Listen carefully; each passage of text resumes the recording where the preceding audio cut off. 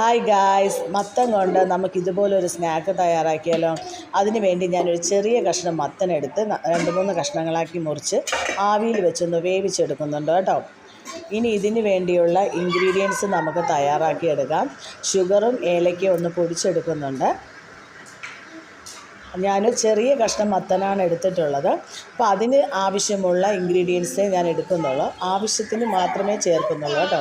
ഗോതമ്പ് മാവ്, റവ, നെയ്യ്, സോൾട്ട്, ഇത്രയാണ് നമുക്ക് വേണ്ടത്. ഇനി നമുക്കിതെല്ലാം ചേർത്ത് ഒന്ന് മിക്സ് ചെയ്തെടുക്കാം. ഞാൻ 2 ടീസ്പൂൺ ഗോതമ്പ് മാവും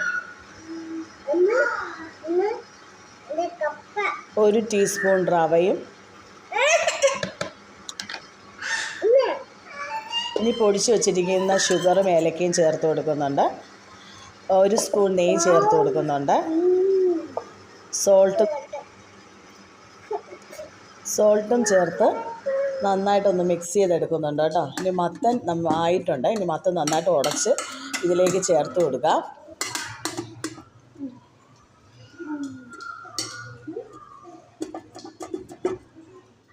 മത്തനും ചേർത്ത് കൊടുത്ത് ആവശ്യത്തിന് വെള്ളം ഒഴിച്ച് നമുക്കിതെല്ലാം ഒന്ന് മിക്സ് ചെയ്തെടുത്ത് പാൻ അടുപ്പത്തേക്ക് വെച്ചിട്ടുണ്ട്.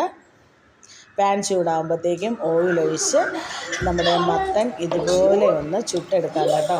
നല്ല അടിപൊളി, നല്ല രുചിയുള്ള സ്നാക്കാണ്. എല്ലാവരും തയ്യാറാക്കി നോക്കും.